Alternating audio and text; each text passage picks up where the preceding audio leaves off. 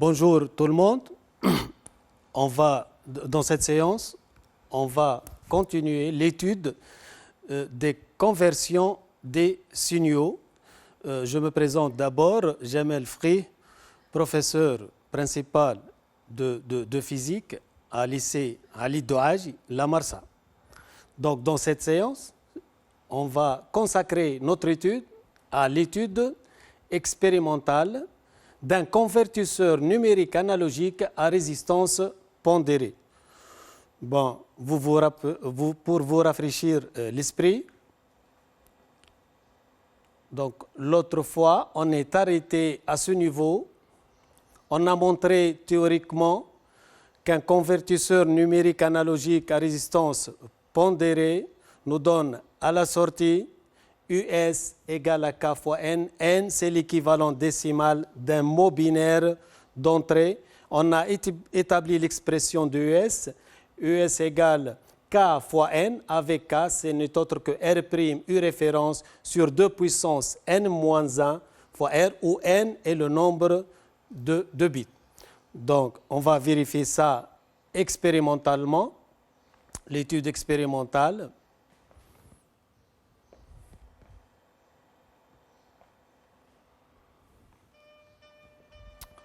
Comme vous voyez là, ça c'est une simulation. On a des résistances pondérées au nombre de 8, des interrupteurs K0, K1 jusqu'à K7, de 0 à 7 ça fait 8 bits. On a les résistances R, 2R et ainsi de suite. C'est de raison de 2 puissance. Une tension de référence, E référence 1,28 volts donnée du problème. Et ça, c'est notre voltmètre à la sortie, notre amplificateur opérationnel, supposé idéal, et notre résistance de sortie qu'on l'a appelée R0. Donc, on va commencer l'expérience. On va commencer par, je vais ouvrir tous les interrupteurs. On va commencer par 0. Vous voyez le mot binaire 0, l'équivalent décimal, c'est indiqué ici 0. Ben, le voltmètre nous indique 0 volts. Je ferme le premier interrupteur, c'est-à-dire A0 n'est plus 0, A0 égale à 1. On trouve une valeur de US égale 0,01 volts. Si je veux, je change la combinaison. A1 égale à 1. Notre bit d'entrée, les 0, 1, 0, l'équivalent décimal, c'est 2. Et vous voyez bien qu'on obtient 0,02 volts. Je ferme en plus le premier interrupteur. Notre mot binaire d'entrée 0, 0, 0, ainsi de suite, 1, 1. Nombre de bits, c'est 8. L'équivalent décimal 3. À la sortie, on trouve 0,03 et ainsi de suite. Je vais pas essayer le nombre de combinaisons que vous le savez. Le nombre de combinaisons, c'est un nombre très grand. C'est 2 puissance n, n égale à 8, 2 puissance 8, c'est 256. Quand même, on ne va pas faire toutes les expériences. Je vais passer à la dernière, c'est-à-dire lorsque tous les interrupteurs sont fermés. Vous voyez le mot binaire, il ne composait que de 1. Tous les interrupteurs sont fermés. L'équivalent décimal, c'est n max. N max, c'est 2 puissance n moins 1. Vous vous rappelez, n max, il y a 2 puissance n, 2 puissance 8 moins 1, 256 moins 1, 255, et on trouve 2,55. Donc, reprenons. On va dresser un tableau de valeurs, comme dans chaque expérience. Le mot binaire n, l'équivalent décimal et la valeur de US mesurée expérimentalement. Donc pour 0, on l'a vu 0. Pour 1 décimal, le mot binaire 0, 0, 0, ainsi de suite, 1, 1, 0, 0, 1. Et ainsi de suite. Voilà. Ça, c'est un tableau de valeurs qui va nous permettre de tracer cette courbe. Quelle courbe? En fait, c'est US en 10-2 volts, faites attention, en fonction de n. Notre n varie de 0 jusqu'à n max. Ça, c'est n max. 255, c'est quoi? C'est la valeur maximale de US. Ben, on n'a pas respecté l'échelle ici parce qu'il y a 255 nombres. Ne peuvent pas figurer toutes dans une échelle. Donc, pour 1, c'est 0,01, 1 fois 10 moins 2, et ainsi de suite. Pour 255, vous voyez que 255 10 moins 2, c'est-à-dire 2,55. Comme vous voyez, cette courbe est une droite qui passe par l'origine. Dans l'interprétation, on va indiquer ça. Cette caractéristique US égale à f de n est constituée par une suite de points s'appuyant sur une droite qui passe par l'origine. Comme toute droite qui passe par l'origine, l'équation mathématiquement y égale à a fois x. Sauf que dans notre étude, y c'est us et n correspond à x. La variable c'est n. On varie le mot binaire d'entrée, us varie. Avec US, c'est proportionnel à n. Avec K, c'est quoi? K, c'est la pente de cette droite. La pente de cette droite, il suffit de prendre 3, par exemple, 10 moins 2, divisé par 3, c'est 0,01. C'est 10 moins 2. 2 10 moins 2 sur 2, c'est 0,01. Ou tout simplement, c'est la tangente. Vous voyez, cette pas, elle est identique.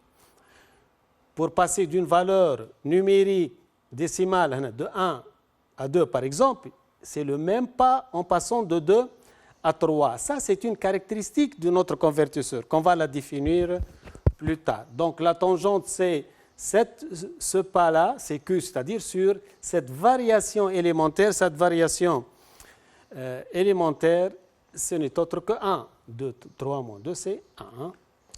Voilà.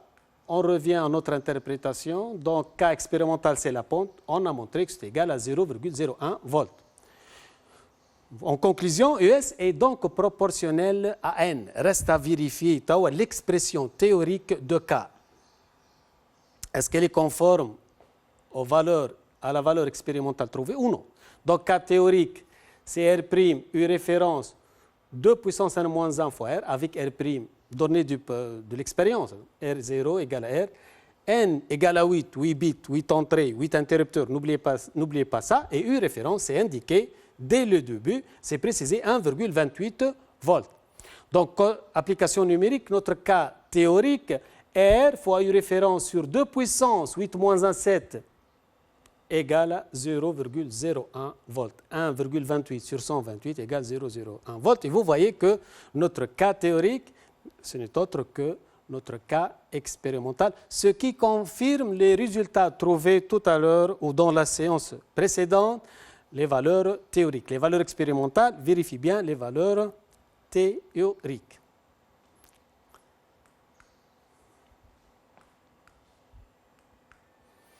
Donc, caractéristiques, on passe aux caractéristiques d'un CNA. La tension pleine échelle. La tension pleine échelle peut permettre d'identifier un convertisseur numérique analogique. Donc, tout simplement, c'est la tension maximale que l'on peut mesurer si tous les interrupteurs sont fermés. Qu'est-ce que ça veut dire, tous les interrupteurs sont fermés? Cela veut dire que les AJ sont tous égales à 1. C'est 8 fois 1. Hein? Son équivalent décimal est bien 255. Ça, c'est n max. On a dit que n max est aux 2 puissance n moins 1. N'oubliez pas, ne mélangez pas. C'est 2 puissance n moins 1. Ce n'est pas 2 puissance n le tout n moins 1. Hein. C'est 2 puissance n moins 1. 2 puissance n, c'est-à-dire 2 puissance 8 moins 1, 256 moins 1, qui est égal à 255.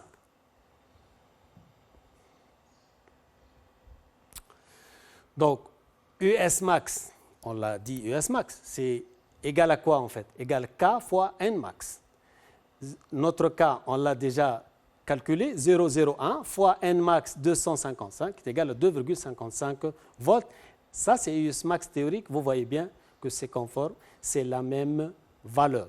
Donc, je peux l'appeler U pleine échelle, donc full scale en anglais, ou bien US max tout simplement, sans compliquer les choses, égal à Q fois N max. Donc, une première caractéristique du CNA, c'est la tension pleine échelle.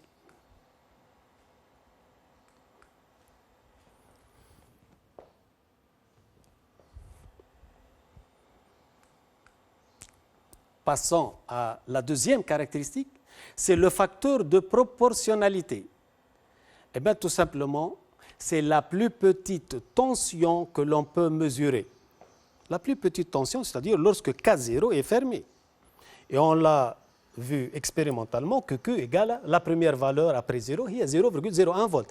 Ou tout simplement, on peut l'appeler aussi, on vous demande la résolution analogique du convertisseur. Ou une autre appellation, le comptant.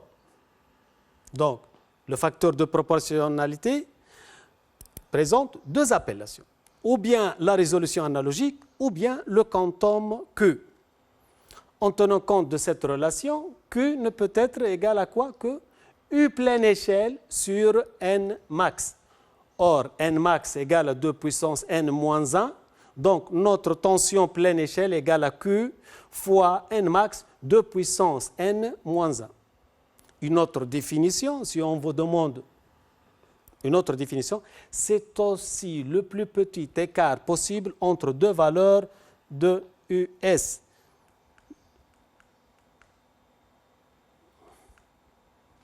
Entre deux valeurs de US, entre cette valeur 1, 10-2 et 2, 10-2, l'écart, ça, ce qu'on appelle Q, le quantum.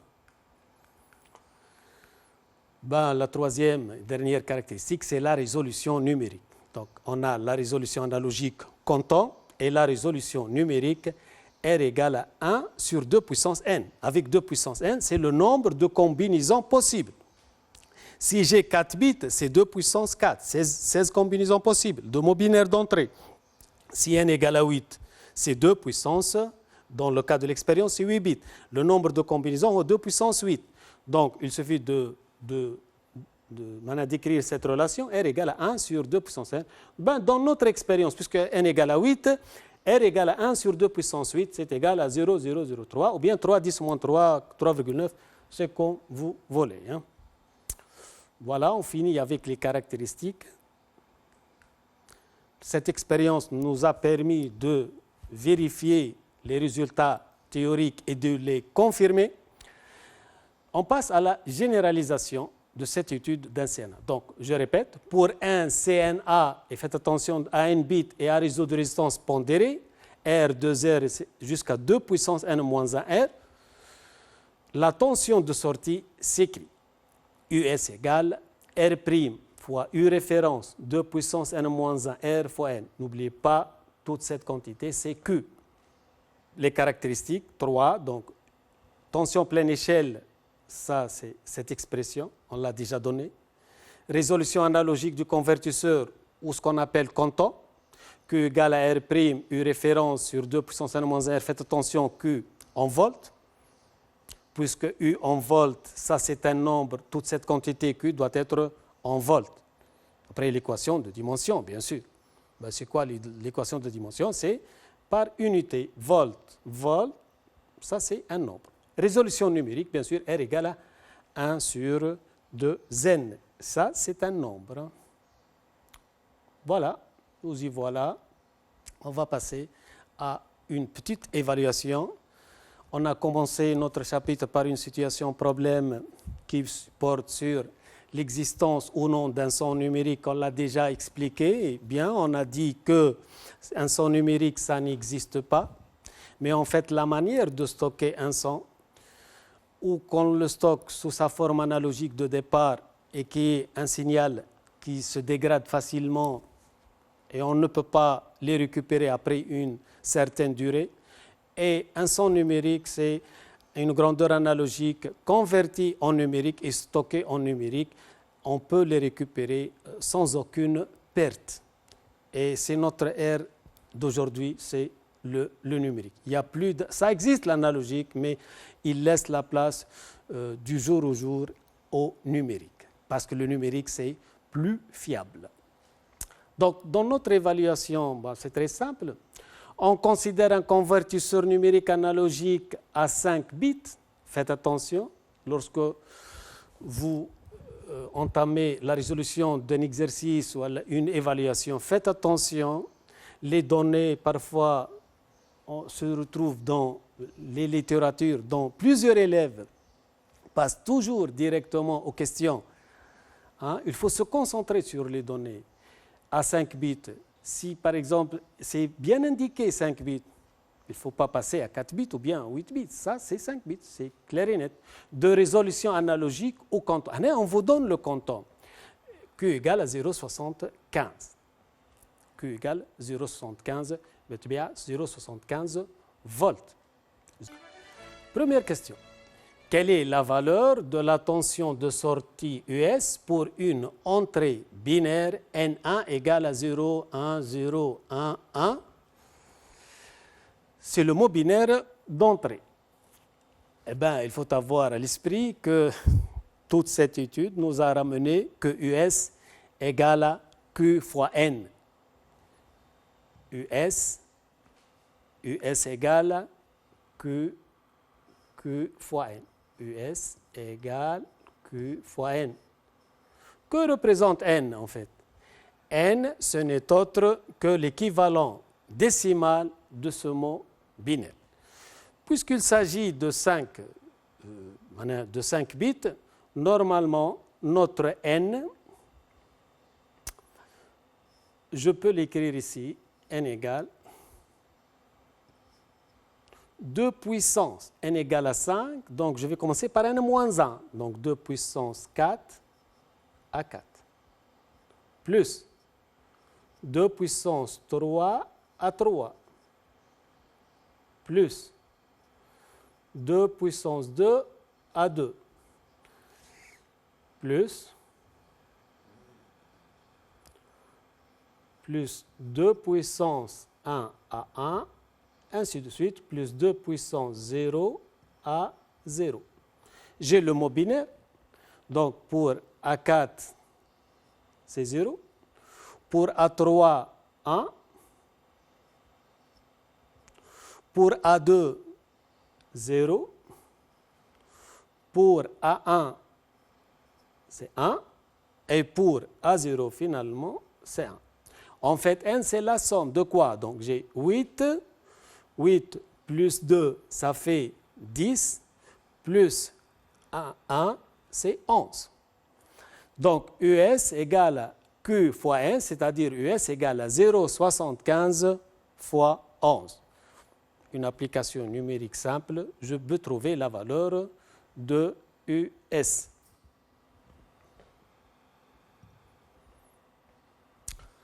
Passons maintenant à la deuxième question. Quelle est l'entrée binaire N2 lorsque US égale à 5,25 volts? On utilise toujours la même relation, US égale Q fois N2. Voilà, N2 max. Il suffit de déterminer ce N2 tout simplement. Donc, à ce niveau, je peux directement écrire N2 max égale à quoi? Égale à US divisé par Q. US divisé par Q, cela veut dire quoi? 5,25 divisé par 0,75. 5,25 divisé par 0,75. 5,25 fois 4, ça fait 21. 21 sur 3, donc c'est 21 sur 3 égale à 7. Donc, pour avoir 7, donc A4, A3, A2, A1, A0, Donc, là, on a A5, il s'agit de 5 bits. Donc, A5, A4, A3, A2, A1 et A0. Donc, je n'ai pas intérêt de prendre A5 égale 1, donc 0. Bon, 7 tout simplement 1, 1, 1. Donc 2 puissance 4, 2 puissance 2, 4, plus 2 puissance 1, 2. Donc 2 plus 4, ça fait 6, plus 2 puissance 0, 1, 7. Les autres sont 0. Ça, c'est notre mot binaire N2 qui correspond à la grandeur de sortie 5,5 volts. Voilà. Trouvez la tension correspondant à la pleine échelle de ce convertisseur. Tout simplement, vous voyez que j'utilise toujours la même relation. US égale à Q fois L. Donc, US, cette fois-ci, puisque la pleine échelle, c'est quoi la pleine échelle? Pleine échelle, c'est US max. Donc, US max n'est autre que Q fois N max. Notre Q, c'est 0,75 donné fois N max. C'est 2 puissance 5, 2 puissance 5 moins 1. 2 puissance 5, c'est 32. 32 moins 1, c'est 31.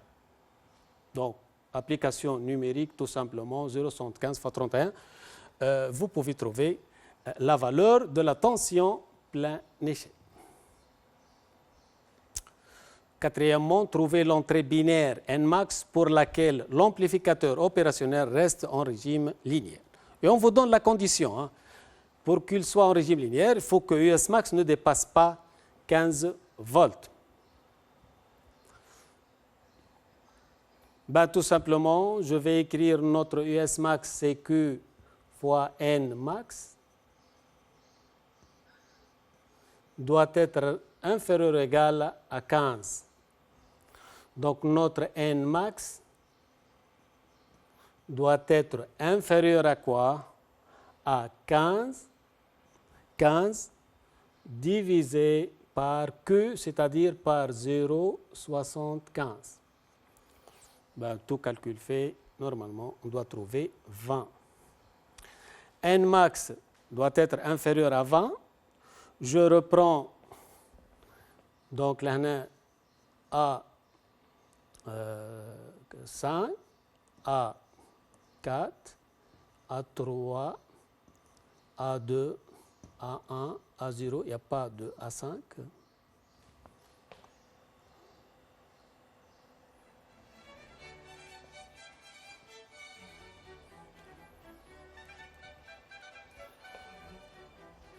Donc, A4, A3, A2, A1, A0. Donc, là, pour que Nmax soit inférieur à 20, donc 2 puissance 4, ça fait 16, donc 1. 2 puissance 3, 8, donc ça devient supérieur à 20, donc 0. 2 puissance 2, 4, donc 16 plus 4, c'est 20. Et les autres, 0, 0. Donc, notre mot binaire, c'est n'est autre que Nmax. Donc, Nmax, c'est 1, 0, 1, 0, 0. Voilà.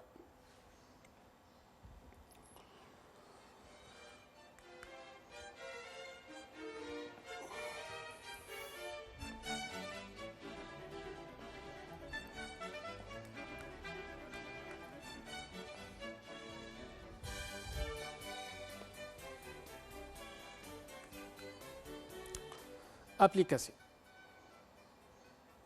Donc, c'est un exercice simple d'application. On considère le convertisseur numérique analogique CNA à 4 bits, schématisé par la figure 6. Bon, ça, c'est notre figure. L'amplificateur opérationnel supposé idéal est polarisé entre plus ou moins 15 volts. Un amplificateur doit être polarisé. Un générateur de tension réglable impose une tension de référence, E référence, que la voici. Ça, c'est un circuit de logique de commande. Donc, A0, A1, A2, A3. Ça, c'est notre courant de sortie, R', ainsi de suite. l'état de chaque interrupteur KJ du montage est commandé par la valeur AJ du bit correspondant. De sorte que pour AJ égale 0, l'interrupteur KJ est ouvert et pour AJ égale 1, l'interrupteur KJ est fermé, chose qu'on l'a déjà précisée. On note IJ l'intensité du courant relatif au bit AJ. Le mot binaire de l'entrée du convertisseur est N.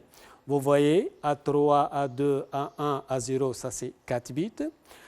Avec tout à l'heure A4, A3, ainsi de suite, on a 5 bits. N égale 2 puissance 3 A3 plus ainsi de suite. Le nombre décimal qui lui correspond, on vous donne tout. La première question, donnez le symbole d'un convertisseur numérique analogique. J'ai insisté au début de la séance sur le symbole, donc numérique analogique, ça c'est n bits.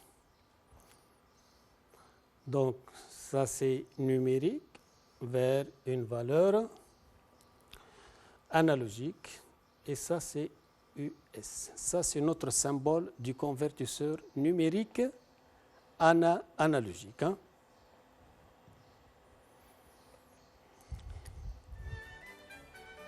Première question, petit a.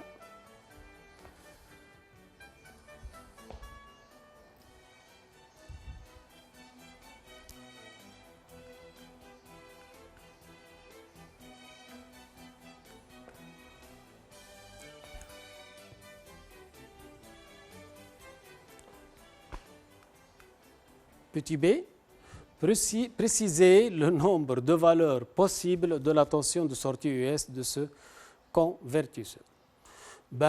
Pour chaque mot binaire d'entrée, on a une valeur US à partir du 0 jusqu'à n max. Donc là, on a 2 puissance n valeurs possibles. Donc 2 puissance n valeurs possibles. C'est le nombre de combinaisons possibles. C'est le nombre de mots binaires à l'entrée. Comme vous voyez là, si j'ai n bits, j'ai n mots binaires à l'entrée, y compris 0, 0. Jusqu'à le dernier mot binaire où tous les interrupteurs sont fermés, qui correspond à n max. C'est 2 puissance n valeurs possibles, y compris 0.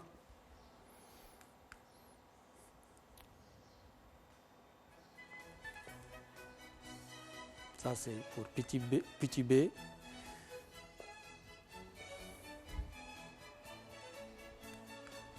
Deuxièmement, établir en appliquant la loi d'Ema et l'expression de l'intensité du courant électrique I0 relative au bit I0 en fonction de référence R et A 0. Donc, pour I0,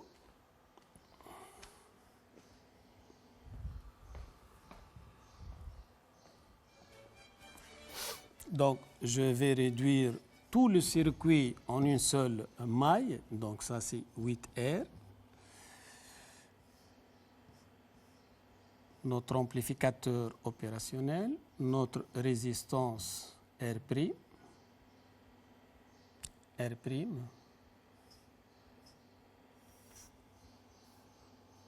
Ça, c'est US. Ça, c'est la masse commune. Et ça, c'est U référence. Ou bien E référence. Ça, c'est I0. Et ça, c'est la tension UR0. Donc, la question, c'est donner l'expression de l'intensité du courant électrique I1 relative au bit A1. Donc, un ardite I0, mais je peux reprendre toujours. Je peux prendre I0 ou bien I1. C'est la même chose, c'est le même travail.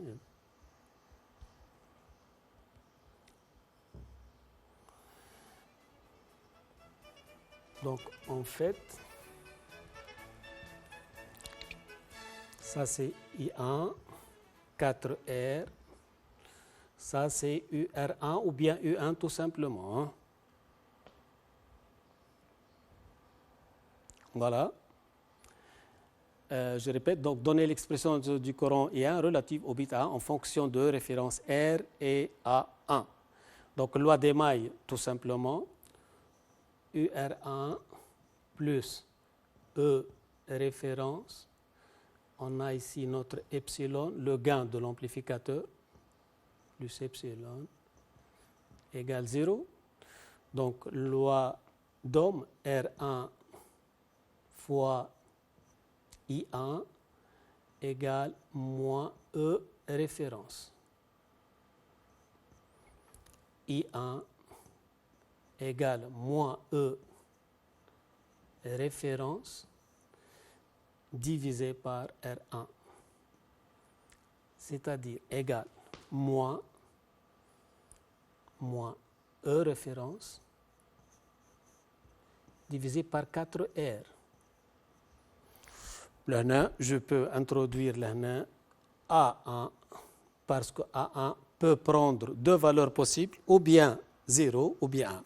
Si A1 égale à 0, donc il n'y a pas de courant I1. I1 égale 0. Si A1 égale à 1, donc notre I1 égale à moins A1 E référence sur 4R, chose qu'on l'a établie déjà.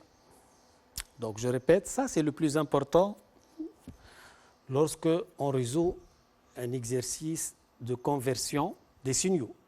Donc je répète, loi d'émail, UR1 plus E référence, c'est dans ce sens, plus E, c'est moins epsilon,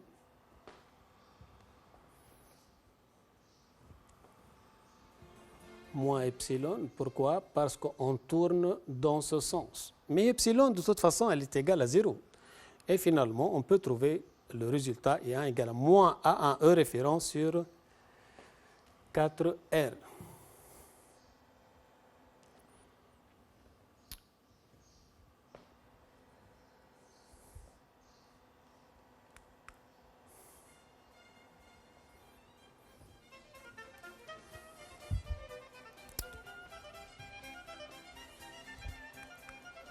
Petit c, exprimer l'intensité du courant I dans le conducteur R' en fonction de E référence R et N. On veut exprimer l'intensité du courant I dans le conducteur R', c'est ce courant I en fonction de E référence R et N. Ben, vous voyez bien que notre amplificateur est supposé idéal. Il n'y a pas de courant I- dans cette entrée. Donc la somme de tous ces courants, I3 plus I2 plus I1 plus I0, ce n'est autre que le courant I. Or, on a trouvé que d'une façon générale,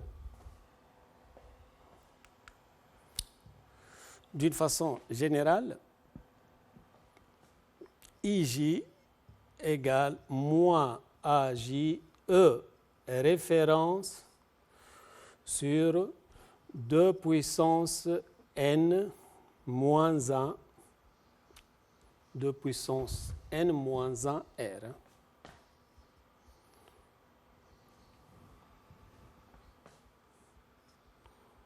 De puissance n moins 1 fois R. Vous vous souvenez de puissance 3, c'est 8R dans le cadre de 4 bits, comme dans ce cas. Hein. Donc, il me demande quoi I. Donc, tout d'abord, j'ai I0 égale moins A0 E référence sur 8, plutôt sur R0, c'est-à-dire 8R. Hein.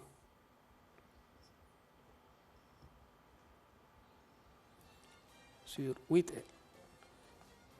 I1 égale à moins A1, E référence sur 4R. Hein. I2 égale moins A2, E référence sur 2, Z, et I3 égale à moins A3, E référence sur R. sur R. Voilà.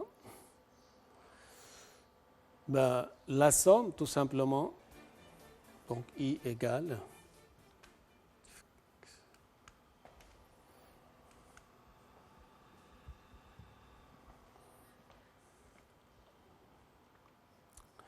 I égale à la somme, donc I3 plus I2 plus I1 plus I0, ben, c'est-à-dire égal moins A3 plutôt E référence sur R moins A2 E référence sur 2R, et ainsi de suite. De toute façon, moins A1 E référence sur 4R moins E référence sur 8R. Donc A1, A0. Qu'est-ce que ça va donner là, hein? Ça va donner en facteur, c'est-à-dire moins E référence sur, je vais mettre 8R en facteur, et ça va me donner quoi? Donc là, je n'ai pas de 8 au dénominateur, donc je dois multiplier. 8 à 3 plus 4 à 2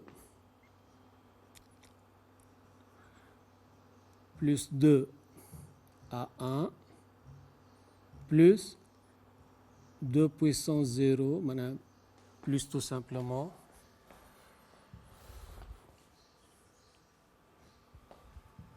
plus A0. Or, tout ça, ce n'est autre que N. Et on aura notre I et moins E référence sur 8R fois N. Ça, c'est I. Hein. Donc ça, c'est l'expression de I en fonction E référence R et N. D. Montrer que la tension US peut s'écrire sous la forme US égale à alpha fois N avec alpha, une constante dont on précisera l'expression. Donc en utilisant le résultat de la question précédente, I égale moins E référence sur 8R fois N. Or, d'après la loi des mailles de sortie US plus UR' égale 0. Donc, on a US plus UR' égale 0. Donc, US égale à quoi? Moins UR'. Or, d'après la loi d'Ohm, UR', c'est R' fois I. Donc, c'est égal moins R' fois I. Donc, c'est égal à quoi? R moins, ça se simplifie. Donc, R' fois E référence divisé par 8R fois N. Tout ça, c'est notre alpha demandé. Donc, alpha égale à quoi? Égale à R' fois E référence divisé par 8R. Donc, alpha est une constante, R' constante, R constante, E référence constante. Alpha est une constante dont on précisera l'expression. E. On suppose que l'amplificateur opérationnel fonctionne en régime linéaire. Vérifiez que la valeur du comptant de ce convertisseur est de 0,8 volts. Calculez la valeur de la pleine échelle. Donc, on donne R égale à R' et E référence égale à 6,4 volts. Eh bien, tout simplement, cette constante alpha qu'on l'a déterminée tout à l'heure, alpha étant égal R' fois E référence sur 8R, application numérique, ce n'est autre que Q, ça. Ça, c'est le coefficient de proportionnalité. Ça, c'est la résolution analogique, ou bien le quantum. On a dit que R' égale à R, ça se simplifie. Il me reste E référence sur 8. E référence égale à 6,4 divisé par 8, c'est bien 0,8 volts. Ben, pour terminer, calculer la valeur pleine échelle, tout simplement, U pleine échelle, qui est égal à quoi? Égal à Q fois N max. Notre N max, là, c'est 2 puissance 4 moins 1, 15. Q égale à 0,8 fois N max égale à 15. Et vous trouvez le résultat facilement. Voilà.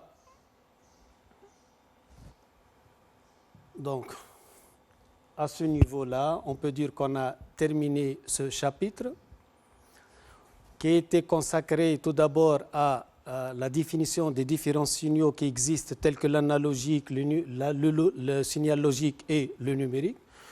Puis, on a passé à l'étude des différents types de signaux tout d'abord, les différents passages ou les dispositifs qui permettent le passage de l'analogique au numérique et inversement, qui sont tout simplement les convertisseurs numériques analogiques CNA ou bien CAN et leurs applications.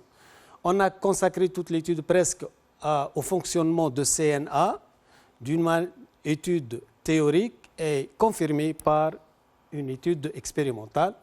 Et finalement, on a terminé par une évaluation et une application. Voilà, nous y voilà. J'espère que j'ai participé à vous éclaircir les choses. Donc, bonne chance pour votre examen final et que de la réussite pour tout le monde.